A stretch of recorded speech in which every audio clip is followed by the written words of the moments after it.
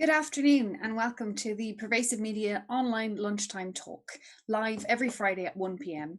My name is Hilary and I'm research lead at Watershed.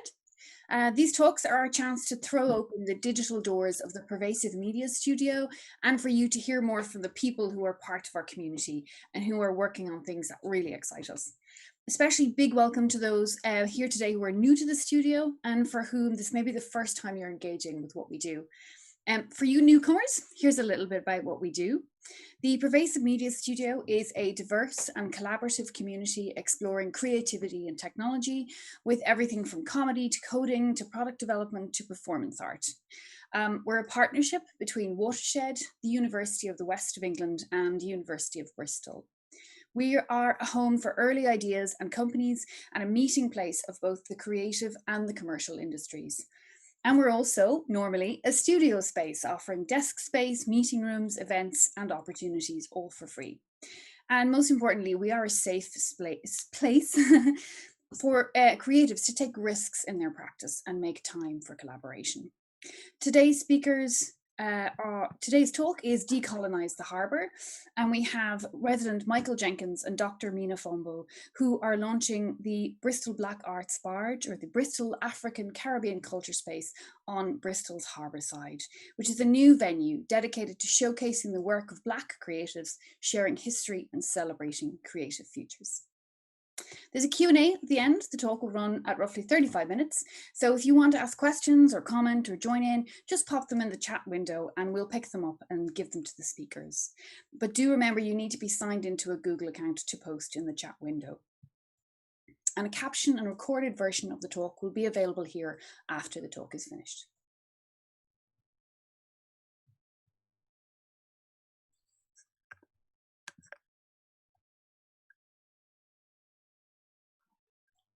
Okay, great. Yes. Yeah. Okay. It's like a news report, isn't it? First of all, I just want to say thank you on behalf of Michael, myself, to Watershed Pervasive Media Studio for having us this afternoon.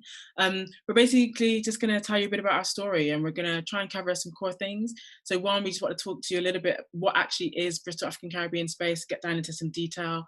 We wanted to share a little bit about our motivation, so why we launched this project.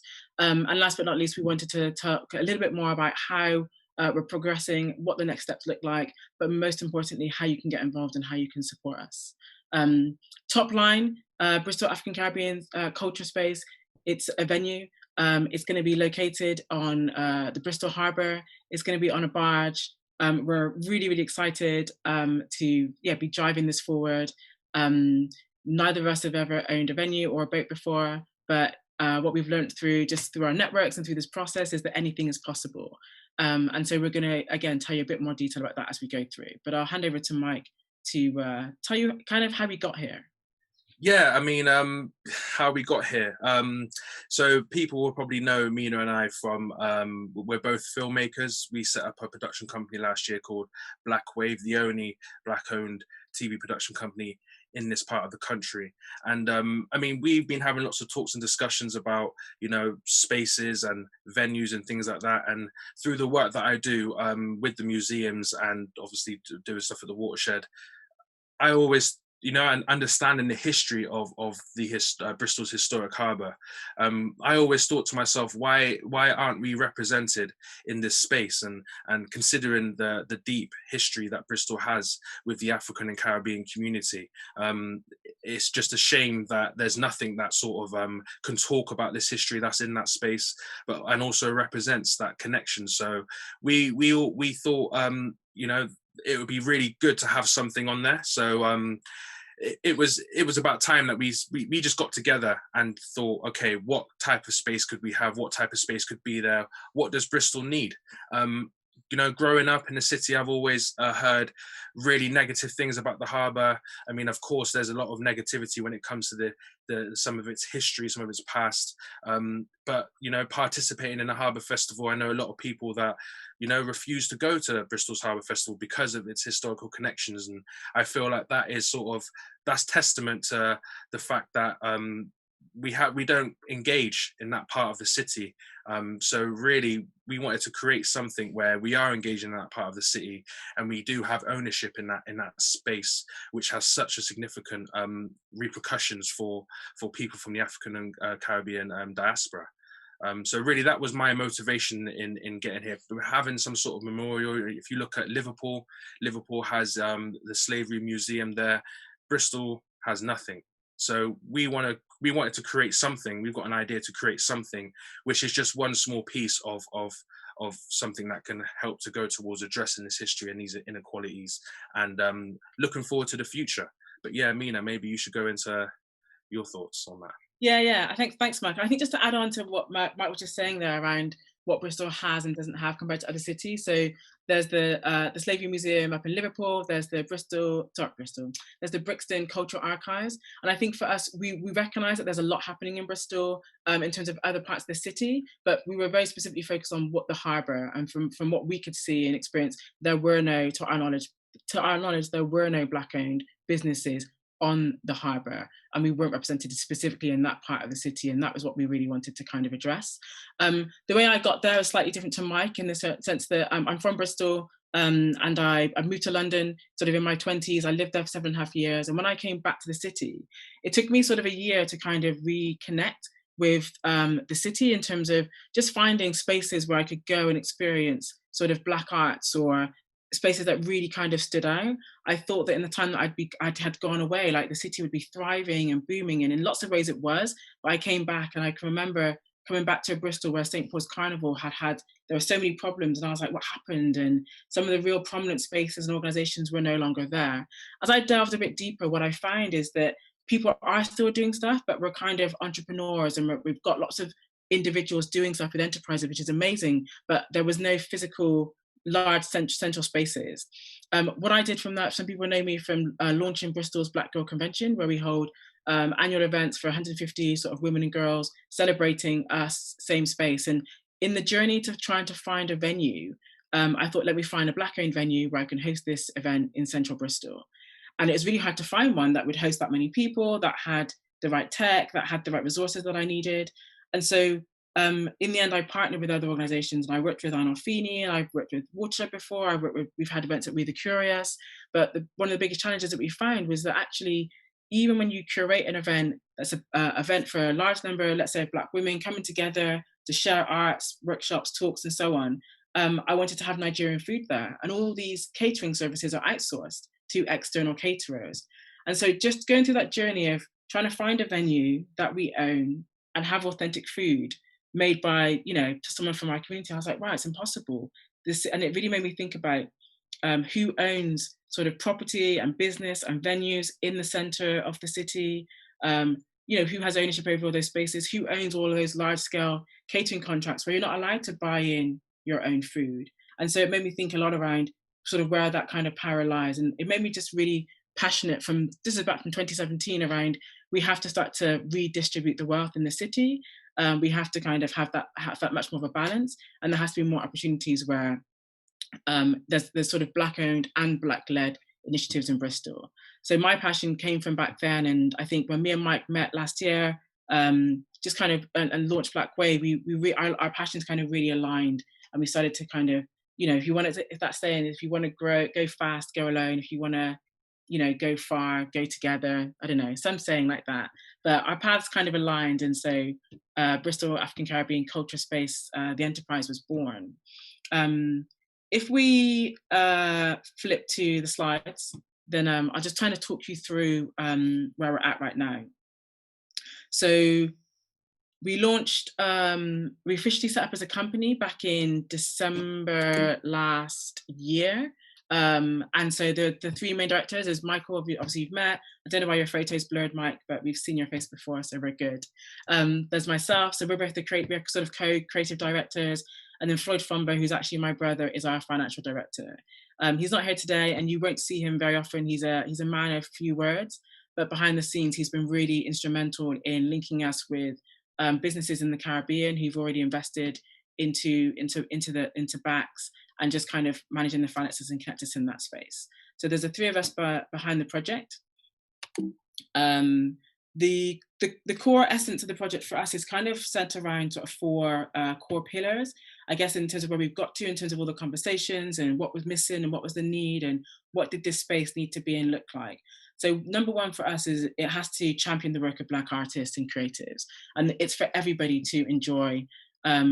For us, it was really about trying to, how can we create something where people from the city want to engage in it, people from the Southwest, people from across the country, but also from an international perspective. If people are coming to Bristol as tourists, you know, can they come and experience brilliant art created by our local Black creatives and artists? And so number 1 for us, it's about Black artists exhibiting work and everybody was welcome to kind of enjoy. Number 2 for us was about Black artist development. So this is about ensuring that we have a really dedicated program of creative arts, media and tech development opportunities in a space where our communities want to engage in, where we can find each other, where we can build network. So if someone has left the city like I had and moved back to Bristol, where do you go as one of your point of calls to meet that community? If you're students moving into the city, or if you're young people growing up through the city, where's one of the places you can go where you definitely know this is 100% focused on Black artist development and this is a network. So that was kind of that kind of opportunity there. Thirdly, this is you, Mike. Yeah, I mean, yeah, thirdly, you know, we want to deliver an exciting program of, you know, creative cultural education and embedded with sort of Black history, you know, British history, because we feel like, you know, our story is very much ingrained in Britain's DNA. So we want to incorporate that as part of our offer, embedding Black history with Afrofuturism as well, because we're all about sort of looking forward to the future, as well as sort of learning from the past, getting a better understanding of the past and the place where we are. But we very much are looking forward to the future and trying to imagine, you know, a future with us, with more equality and with more representation, and, you know, something that you can actually see that represents people going forward. And then also, if we go to the next slide, Mena, essentially, like, what we envision is we want this space to be, you know, it's very important that it is Black owned, because of the sort of there's historical reasons why a space like this is needed and needs to be owned by someone from the African-Caribbean community. So we really want to be part of creating a world-class venue that people all over the world know Bristol for. You know, it needs to be Black owned, and obviously, you know, because we're starting it fresh, you know, it's going to be green. We want it to be sort of environmentally friendly, and, you know, it has to be accessible to everyone, you know, and because we are starting like fresh from the get-go, we'll be able to plan about how we can make it accessible to everybody, and especially during COVID times, our program, our offer will be accessible by lots of different people. So I mean, that is the plan. I mean, if people don't understand what Afrofuturism is, I mean, it's essentially futuristic and scientific ideas, you know, mixed with ancient African traditions, and essentially we're sort of reimagining, you know, a culture if we hadn't been colonized, you know, and I feel like this sort of a prospect is really exciting for the arts in this city and in this country. So we did find a venue space. You know, she's a beautiful vessel, and she's available. She's ideal, and it's massive. So we're going to play a little video, just walking around, looking at what the space looks like. So if we can run that video, Martin. So this is Ellen on Bristol's historic harbour, and this potentially is a space we could use for Bristol's African and Caribbean cultural space. So yeah, let's start on the top deck.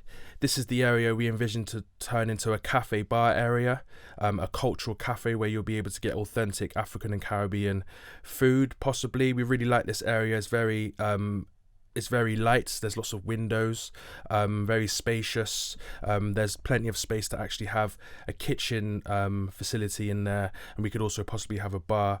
And this also leads out onto an outdoor space, which is right here, where, you know, people can also go outside and enjoy the sunshine, you know, on the harbour.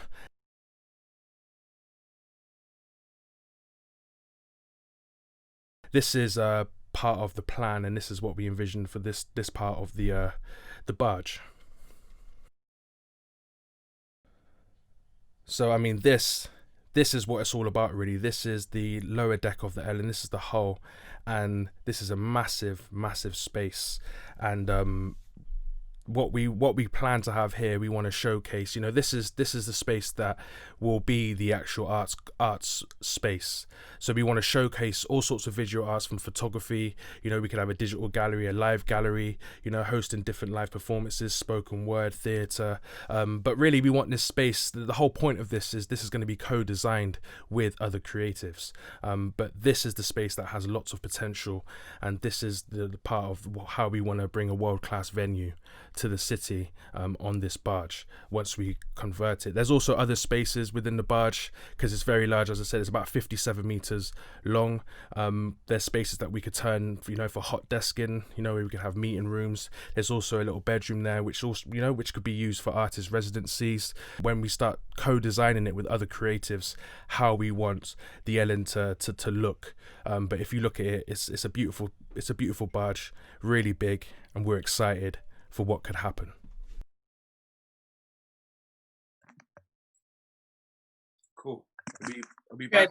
Great, thanks for that, Martin. If we go back to the slides, we can't actually see the video from the screen, but even just listening back to when Mike was kind of going down into the hole, I literally got goosebumps all over my body, because I can remember the first day we went to visit Ellen, sort of end of last year. And I think if you're not someone who's been on many barges or been on many sort of boats, and you don't really have a concept of how it works, but like there's so much bigger when you get inside than what you see from the outside. Like, remember me and Mike were kind of like climbing over sort of the dry dock areas and like walking around the rim. Like, there's no health and safety going on at that point, but we managed to, once we got inside, we kind of like, oh yeah, this is cool, the cafe area, this could be a cafe, this looks nice. And then it's like, oh, let's go downstairs. And I was like, what?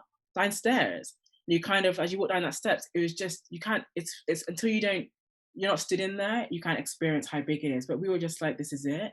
So much potential. So what we thought would be useful was just to kind of show another example of, this is a space down in Brighton of another venue. And they've also converted this into an art space. This barge is slightly smaller than Ellen, the one that we found, but it just kind of gives you an idea of what the outside could be made to look like. It could be built up, it could be higher than that, it could be lower than that. It's all open. I think one of the beautiful things that we really think about this project is the part of the co-design is not just about curating, obviously, the inside. It's not just about curating what the program of activity is that we have on there. It's about the whole build as well. So from the outside, you know, are we going to have artists design the roof? Are we going to have architects design this? Could the community get involved and submit ideas?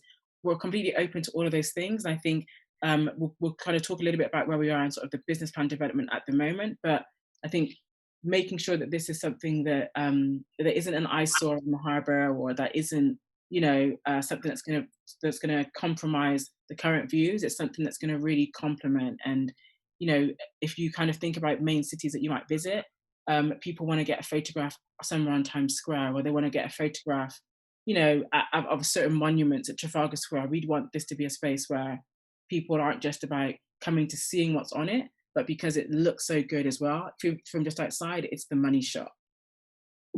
Just an example, this was just kind of the inside of the Onca that's been converted, just to kind of give a little sense of what inside of a barge could look like once it's been refurbished. Again, we haven't had a chance to speak to this team yet about how they went through that process, but it was just to kind of give people a sense of one inside of one space. I think for us, we talked a lot about light was really important. How can we control light coming into the space? How can we ensure that part of it being fully accessible in terms of putting the lift in for people that have limited mobility or wheelchair users? How can we have sort of, you know, potentially have cameras living in a post-COVID world? You know, people are interested in that streaming content as well as being physically in that space. So would we have artists that are creating content in their homes that maybe can't leave the home for whatever reason, or they're based somewhere else, and it streams to a live audience, and then flip that on its head and have someone doing a live performance that we stream out alongside all of what we know as traditional arts practice, where you physically are going to that space. So it's kind of open. I think for us, the opportunity is to sort of purpose design the whole thing. Is there anything you want to add there, Mike, before I move on? Yeah, I mean, no, I think that was really good. I mean, there are some examples, there are a few examples of what we're trying to create that exist around the country. But I think I just want to echo what you were saying about the co-creation of it, not just the inside, but also the way that it looks. And we really want the space to be, a focal point for the harbour, because the African Caribbean community, the people, the diaspora.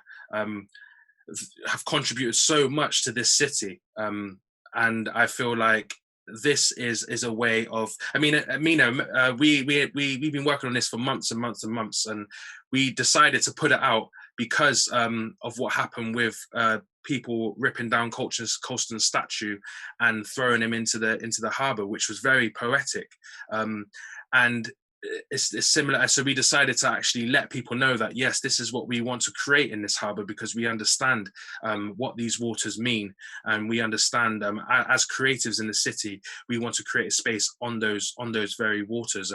And the conversation at the moment around race and in Bristol can be a bit toxic, and we feel like having a space like this will enable people to really have that conversation, have that honest conversation with people. So, I mean, yeah, we're just really excited about, the prospect of being able to create something similar to what you see there in Brighton, but have it with a unique Bristol feel.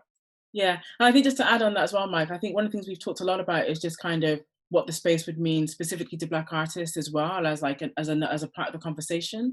And I think the best way that I can describe it is in terms of using it as a sport analogy. And so I'm someone who, I played rugby, played American football, love sport.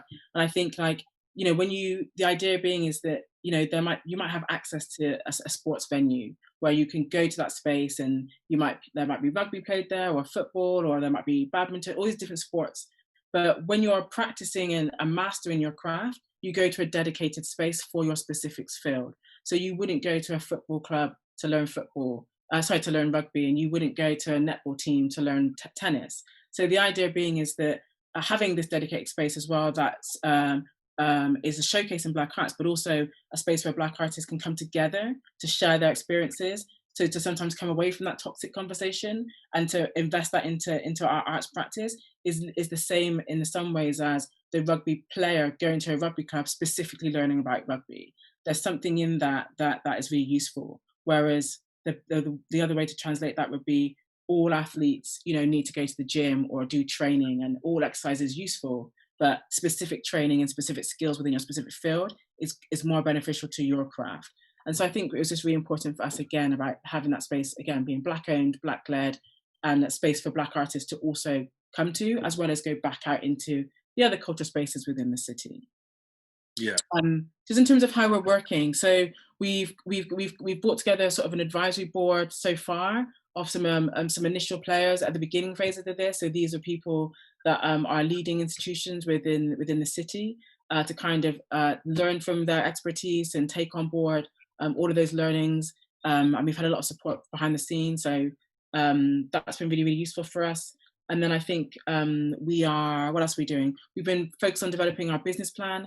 So again, as part of those first stages, we have lots of meetings just around, mooring costs and planning permissions and how we asset transfer and all the legalities that go with owning a venue. And then, it's called Bristol African Caribbean Culture Space because of COVID, and Colston coming down, and that kind of changing our plan slightly as to how we were going to launch. We launched kind of with the GoFundMe, which was all the links on socials, which you'll find, but kind of a bit quicker than we had planned to. And so the reason why there's no website to showcase where you can go and find stuff is because Bristol African Caribbean Cultural Space is essentially what the venue is, but the venue itself will need a name, and that's something that we wanted to co-design with our collective of Black artists that we bring together to kind of, let's talk about what this really means to us as a collective group, and then once it's named, then we will invest in getting that all the marketing and comms and website and all that stuff done. But it didn't seem to make sense to do any of that prematurely. So the name will come from the community and artists, creatives. What else is happening? Yeah, just to jump in there, Mena, just to Yeah. say that the vessel that we've looked at, the reason why we sort of picked that vessel is because it currently has planning permission to be moored right next to Pira's Bridge, which is just like opposite on the other side of the river, opposite Zaza Bazaar. So that is like a really central location and a really important part of the harbour. So that's why we sort of looked at the vessel there. And just for anyone that doesn't know, Paris Bridge, it was named after a young, was it one of the first or one of the few sort of Black enslaved people that completed the transatlantic triangle before being obviously based up in Bristol. So it's quite a significant sort of location, but also there's nothing on that side of the harbour. It's kind of empty at the moment, and so it kind of spoke to being, as Mike was saying, like located within the center of all the sort of art spaces anyway. I think the other thing for me, just kind of loop back to what I said at the beginning around when I was trying to find a venue for Black Girl Convention, one of the reasons why I wanted it to be centrally located is because the way that most cities are designed is that all public transport goes to the city. And so whether you're based out in Western, or whether you're based down in Cornwall, or whether you're based in Northwest or Eastern, all of those public transport routes will lead you to the central part of the city. And so for me, it made logistical sense to kind of try to hold this event that is drawing in a Black community that can be dispersed all over the city, that are coming for a specific reason for easy access. And so again, with that Paris Bridge location, it's a brilliant central location. There's parking there, there's bus routes, there's bike routes, you can walk. It's kind of got all the works. And so yes, as Mike was saying, the excitement around Ellen already knowing that it can fit in that space, the hard work had already been done with that planning permission with the council. It kind of seemed like a no-brainer. Yeah, definitely. So just to go back to the things that we're working on in terms of the things that we're undertaking at the moment in terms of where we are now. So we're just about to launch our community survey, which is going out today. So that should be in the links as you follow this, and it'll be on our socials after as well. And that's just really an opportunity for just anybody who's interested in the project to contribute their thoughts. So we're just looking, there's a few key questions in there, but that's just for us to a basic data gathering exercise around people's thoughts, any ideas that people might have, contributors. It's looking at people from Bristol, but also people from outside of Bristol. So that would really help our research in terms of identifying what the need is and what the benefit this could be for you and so on.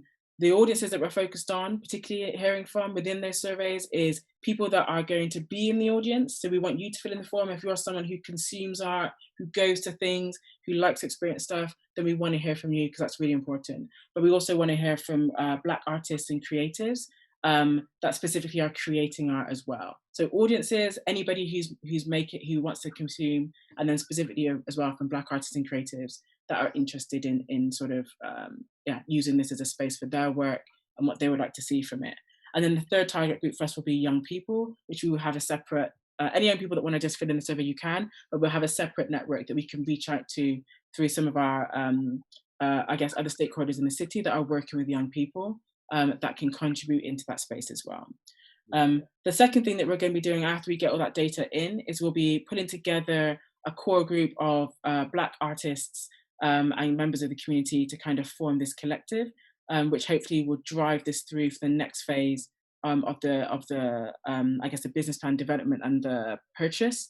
And that's again to just make sure that whilst this is myself and Mike have kind of had the idea and of leading it, and whilst Floyd is supporting from a business perspective, we know that we can't just work in silo and in isolation. And this is a venue, again, as we've said, for the city. And so we want people to kind of also come in with a sense of ownership over what this space can be and how you can contribute those ideas. So the next steps for us, like I said, is the community consultation survey that's going out now, all audiences to contribute, and then we're hearing from Black artists and creatives. And then we'll be doing a call out for specific formal consultations with creators, which will be on a consultancy sort of basis as well. Yeah. So yeah, I mean, and that's sort of where we're at, what our plans are at the moment. I mean, currently we've raised, again, the name Bristol African Caribbean culture space. I mean, I know it is quite a mouthful, and we understand that. We just needed something that just says what it is on the tin. So yeah, we're just basically, we've raised 30k through sort of a bit of fundraising and through a GoFundMe, and this is for, you know, R&D and capital to purchase the vehicle. But of course, you know, projects like this are really expensive, so we still need more. Yeah, definitely. I was just making fun of you because you said vehicle, not venue, and Sorry. And then no one noticed, no one laughed, and I felt really awkward for like making a joke in the middle of your wonderful call out. So that was It's cool. It's cool, Mena. It's cool. But yeah, so I guess what else to say? I think next steps in it, Mena. What's the next steps for everybody? I think next steps, donate. So first and foremost, you know, we can't do this on our own, and I was actually really randomly, I watched the Donald Trump documentary last year, and I watched how he made, not how he made his millions, but got Trump towers and buildings made. And he literally went around asking for support, and people bought into the idea. And I think up until maybe then, I was very much, how can I make this happen? Who do I, you know? And actually we realized it takes a whole village to raise a child. It takes a whole community to buy a venue. Do you know what I mean? And it can take a whole country to kind of, you know, make a monumental sort of change like this in terms of the art sector for our city. And so next steps, donate, go to the GoFundMe, donate if you can. If you can't donate, then please share with your employers, with businesses, with organizations. Second thing would be to complete the survey. We want to hear from you. We want to hear people's thoughts, opinions, ideas. I've said spread the word. And last one is connect us with investors. So if you know people that you think would be useful for us to speak to, who might want to invest in this, or if your organization has sort of a CSR kind of initiative that hasn't been fully exploited, dealing with things with COVID and other pressing issues, and people that want to specifically invest in the arts, then connect us with them. If you're a tech organization and you're interested in sharing new ways that we can use art, then come to us. If you're a green space and you're interested in getting involved in how this can be more eco-friendly, come to us. We want to hear from you. Yeah, all the details are on our socials, which I can go to on the slide. So at Mena and at Michael Jenkins, you'll find just lots of different links for the GoFundMe and the different opportunities. But the main thing would be to just email us at africancaribbeanculturespace@gmail.com, and you'll find us on there. And we are just two people, so bear with us if sometimes we take a minute to get back to you, but we will always come back to you. Yes. Otherwise, yeah, I guess, I mean, I'd hand over to the floor and see if anyone had any comments, thoughts, questions. We're very much in it, so hopefully we've given you enough.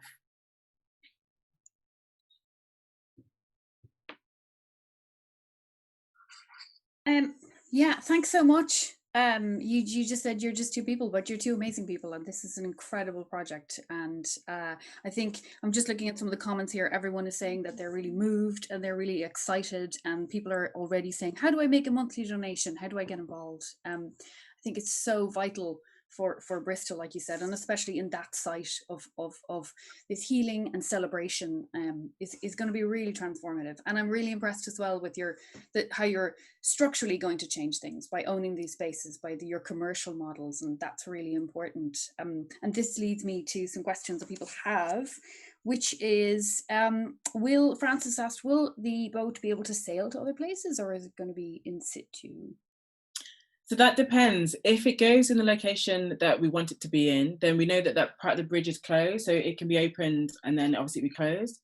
We did talk initially about the fact that we could sell it to Liverpool and we could go to other places. And I think where we are at the moment, it probably will be static.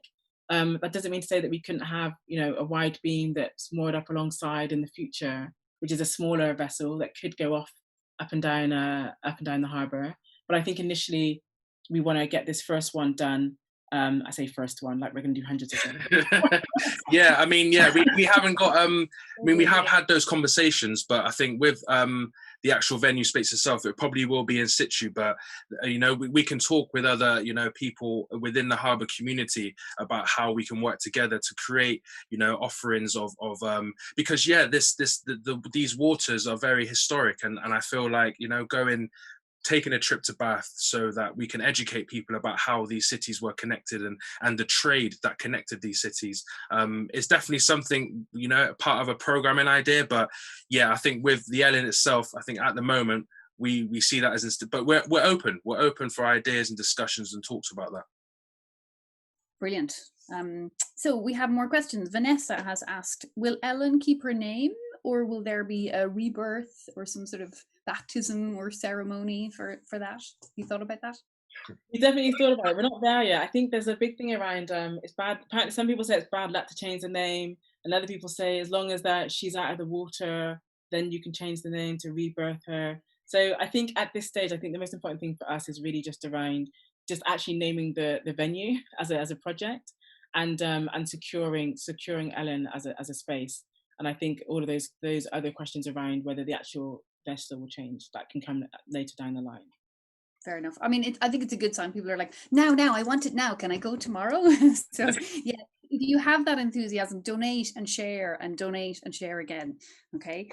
So more questions. Uella would like to know, will Black Wave be based at the venue? I don't know. We did talk initially a while back. We did say, you know, we would be based at the venue, but I think the way that, in terms of how business works, I don't know if that would even be practical, because there's so much going on, and you know, I don't know. What do you think, Mike? Yeah, I mean, that was something we had thought about right at the beginning, wasn't it? About actually having, you know, a TV production company based on the waters. It could be good, but again, it's all down to space and how we use the space, and it's a question that it's a possibility, but we don't know. That's again something we have to figure out and work out with people, and you know, the co-create with the community and other creatives. Cool. Newell West Media Centre are asking how much you envision artist residencies on the barge. How much? How might you? Sorry. Oh, how might you? So again, like we've had lots of ideas, but in the barge there is actually like a whole bedroom area. So it could be that visiting artists, or you could even take up residency on the barge, was one of the conversations that we had, where you can actually be living there whilst you're creating on sort of, you know, it could be on an 8-week rota. That also opened up the door for people who wanted to, before in a pre-COVID world, for people that were international artists could come and take up residency for a little while. So it could look like that. It could look like a cohort of artist residents. So we might have 6 people come and do, you know, a 12 months of, you know, something, and then we rotate again. These are all things that we need to talk about at the next stage with our collective, and what the need is. What do artists in Bristol and the Southwest actually want? What's going to be useful for them? Cool. So you've got any answers on that? So I was going to say, these are the kind of things that you can tell us if you fill in the survey. These are the kind of things that, you know, you can share. And if you have any ideas of what, based on what you've heard so far, what you think could work, please also chuck that into the survey, or drop us an email as well. Brilliant. So Tom Marshman was asking, what artists are you excited to work with? Do you have people in mind that you want to attract to the bar? Beyonce. Brilliant. I'd say Lil Joseph. I mean, he's someone we would love to bring there. But I mean, you know, and there's people within Bristol. You know, there's sort of unheard talent that we want to sort of give a platform. I know plenty of really good sort of artists, illustrators. You know, we want to give them a platform as well. So you know, we want to work with artists locally, nationally, and internationally. Yeah, and I think just to kind of echo on to what Mike said, you know, we know that Rising Arts Agency are doing, they're slaying right now their campaign around the city. There's some really exciting things coming out from obviously North Media Centre. Over down at, I know that Ace Academy are doing some brilliant things as well. I think for us, what's really important is we want to be a space where we can inspire sort of a younger generation to kind of, you know, connect, but also it needs to be an intergenerational space. So, you know, I put a video out recently of my mum, who's in her like 60s, doing a DJ workshop with a group of young women at one of the Black Girl Convention events. And that was just, for me, that was just a beautiful image to show someone who's retired taking up a new skill. And so I think for us, it's a great opportunity for the elders in our community to also find their inner artists. So it's more about not necessarily specific individuals, but I think it's more about the type of people that can come out of the woodworks, or that may not have had the chance to develop as artists to come and do that of all ages. Yeah, when you were showed us the film there earlier, I was really picturing loads of different people in those spaces. It was really, I was seeing different ages and all connecting in that space. So you can really, yeah, it's really exciting. What was really great about the space, I was going to add, sorry, I like to talk a lot. There's yeah, one of the things that we find, I think in the original planning permission for Ellen, I know that there's a big conversation around, or in the planning permission somewhere, about having a big pontoon around the whole outside of the venue as well. So you had the outdoor space. And actually with Ellen as a venue, what was really great about it is the roof, the whole roof comes back on half the vessel. So you've got this, you can have this whole open air space in the summer, close it back over. So there's lots of opportunity to, again, design what that could look like. And that, again, creates more, I guess, space for people to use. Cool. So, sorry, we have a question from Daniel Edmund. He says, how do we keep the balance of allowing everyone to celebrate and engage with Afro-Caribbean culture while maintaining a safe space for the Black community to exist with other Black people? I think it comes down to programming. I think that'd be the bottom line. It's about programming. So I think it's like with any, I'm just trying to think of an example of any kind of space where you have certain activities and events that are targeted at your community. So for example, if we're doing Black artist development, season of work, then that would be for Black artists to consume on those specific days or those bigger events, and there'll be events that will be open to all. I think it's one that we just need to, again, when we get to the design phase, that's something that we'd look at really, really carefully. And I think it's important for people to recognise that it's as equally as important for it to be a sustainable venue for everyone to appreciate and value and consume as it is for it to be a space for incubation and development of Black artists. And finding that balance is going to be really, really key. I have a question. And how has your experience of COVID changed how you think about making a physical space? Because obviously lots of physical spaces, good or bad, are at risk. So how have you thought about that during the time, or just curious? Because venues are difficult. Venues are difficult to keep open and run and keep energized, and they cost a lot of money. So I'm just wondering if you have any concerns or thoughts or ideas around that. Yeah, we definitely do have, concerns around how COVID will impact, our plans. Coming from a sort of digital background and making sort of digital content, we recognize right from the get-go that there needs to be an offering that is online and digital. So we already have that in mind as far as how we will engage people. For people that might not want to come to the venue itself, we were thinking about how we can do things virtually. So we're very much embedding. I think this is, it's probably the wrong word to say it's lucky, but I think we're in a position where we're, from the get-go, we can have COVID in mind from the get-go. We can have all these things in mind, so we have a bit of an advantage in that sense, where we're already thinking about how things can be accessible for everybody. So we are concerned about it like everybody else is, but we just feel like it's something we have to work through and figure out with with the help of expertise from all the other organizations that are in the area as well, because I've said it before, this part of Bristol is like a cultural hub in Bristol, where you've got the museum on one side of the water, you've got the Arnolfini, you've got the Watershed, you've got all these different things happening. So we will be working with, the Harbour community to also figure out, how to do things safely. Mm-hmm. Yeah, I think for us, it's just to add on as well, we just see it as an opportunity. We've got a brilliant opportunity here to start from scratch, but with all the learnings behind everybody else, and then create something that can thrive in a post-COVID world, whatever that might look like. We are also, Rab Z is asking, will there be links to UWE and the University of Bristol?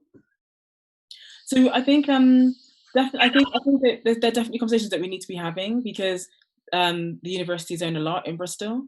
So it would make sense to talk to them about that. I think that from my perspective, just running Black Girl Convention with then the program Equity, which is the students for the Black Asian minority ethnic students, they've been a really good I guess, connection. And for me, that's one of the reasons why how I found out about a lot of students that are moving to Bristol that were Black students that weren't able to just, where do I go to find out about X, or who can I go and connect with? How do you find community?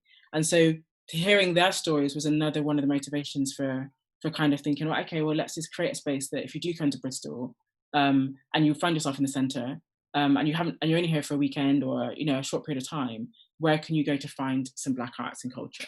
Or where can you go to find people who look like you to connect with, if that's what you're looking for? So I think those conversations we do need to be having, yeah.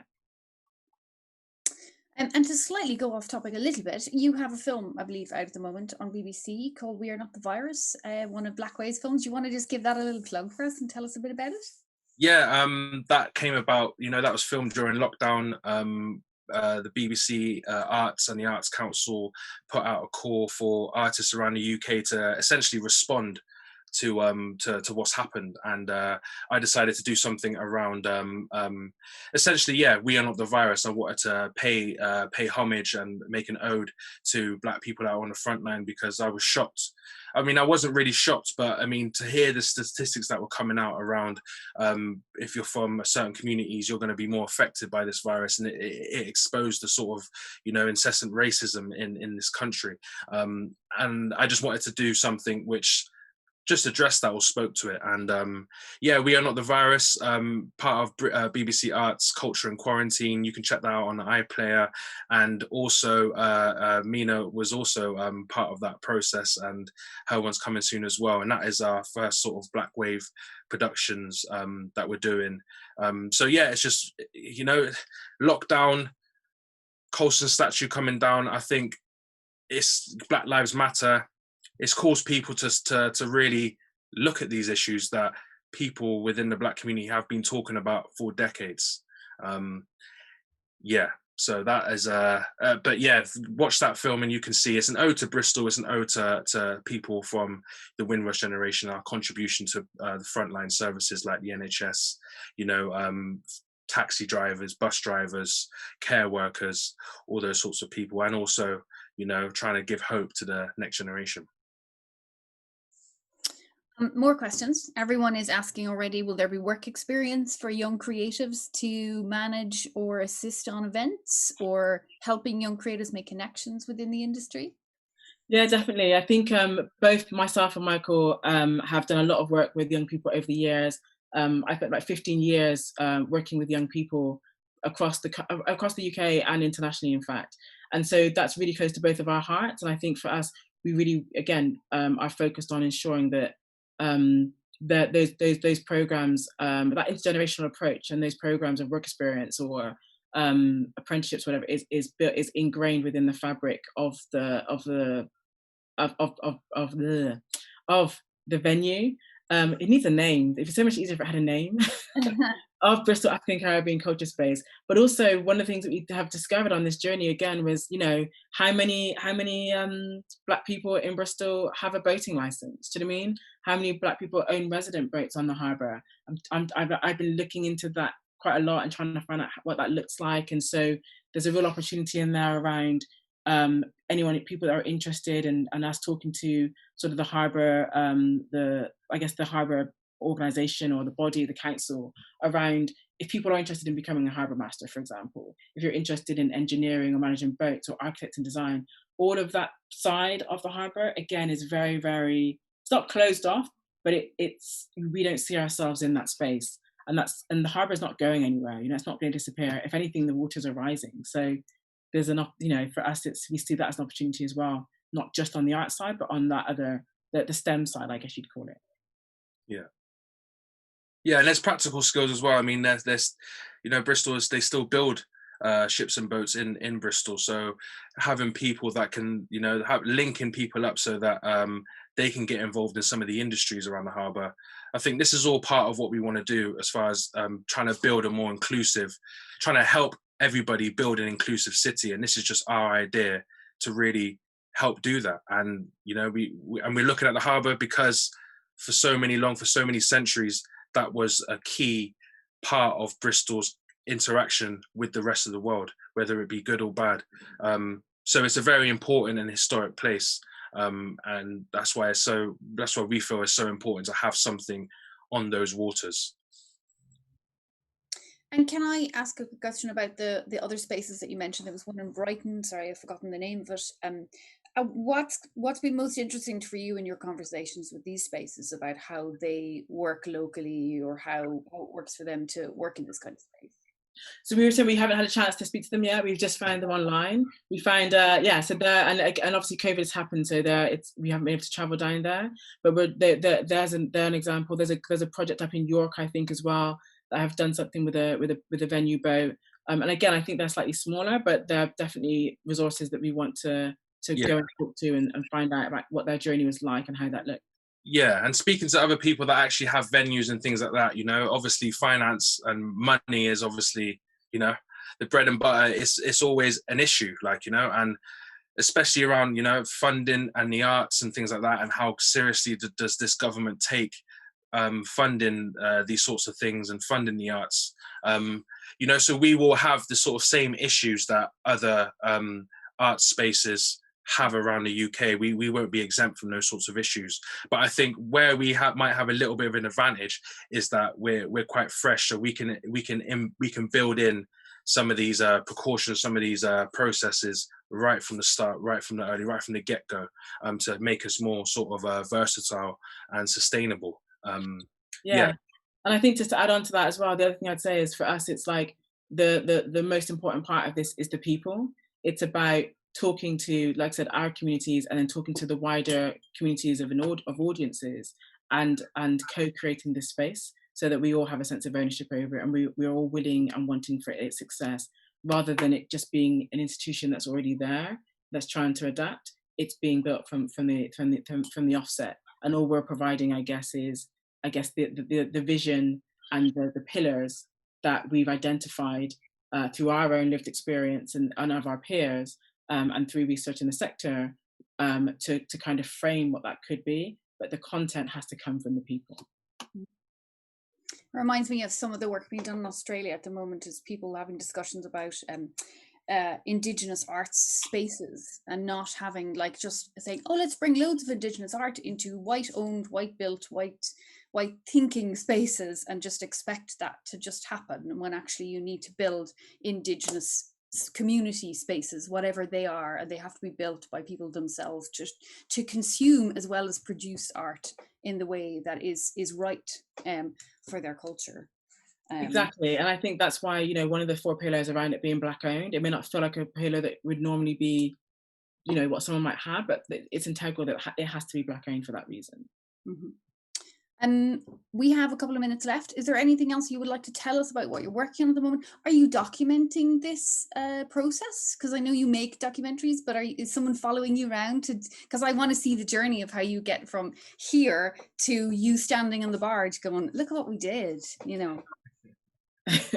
We're following ourselves around at the moment. Yeah, we're documenting ourselves, but we will be working with people to follow this journey, because it's another Bristol story, and hopefully if we can make it work, it will be a really important Bristol story of this decade, and something that can be, as we said, we want to help put Bristol on the map with something that is so unique, that this will be a unique space that it doesn't exist anywhere else in the country. So we feel like this will be a really big selling point for Bristol. So I think that's just all maybe I wanted to add.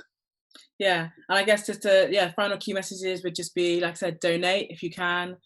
People that wanted to do monthly donations, as I said, we're not set up yet for that. So in the short term, just donate monthly on the GoFundMe. Complete the survey, share the survey, spread the word about donating and the survey, and connect us with sort of investors or other people, other potential stakeholders. So, for example, architects or creatives, that kind of thing. Yeah.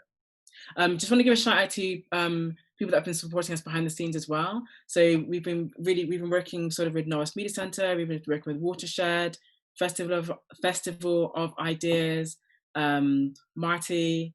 Who else? George Ferguson. George Ferguson. Obviously the council as well. yeah, John Finch at the council. The council are really behind the project in terms of the culture department. Asher, Marvin, everybody who's really kind of, you know, just given us that time, that insight, that support, and just kind of the thumbs up. And most importantly, just thanks to everyone who's donated so far as well. Really, really appreciate it. From the £5, every penny counts. So thank you so much for yeah, getting behind the vision. Brilliant. Thank you so much. And yeah, you should look at the comments now. There's just people are saying that's sick. It's brilliant. Oh, thank you both for leading this. Bristol is fortunate to have you both. And thanks to everyone supporting in your own way. Bristol needs more people like you. So you should be really proud of yourselves already. And the journey is just beginning. So we're excited to have this talk in a year or 2 years time and see where you've gotten to and what's happening. And it's going to be really cool. Thank you so much. And thank you for listening and watching. Don't forget to share the life out of that survey, fill it out, tell your friends, donate. Any amount is enough. So even something like a cup of coffee, if you think you'd buy Michael or Mena a cup of coffee today, throw that in as a donation. And spread it as much as you can. Next week's talk is called Democracy, Theatre and Race. And it's writer and studio resident Javad Alipour. He's going to ask how theatre and digital art might be able to contribute to the big political questions of the 21st century. And that's highly recommended. His work is really great. Thank you to everyone. You can get all news of our future talks by following us on PM Studio UK on Twitter or at Pervasive Media Studio on Instagram, or you can subscribe to our newsletter on our website.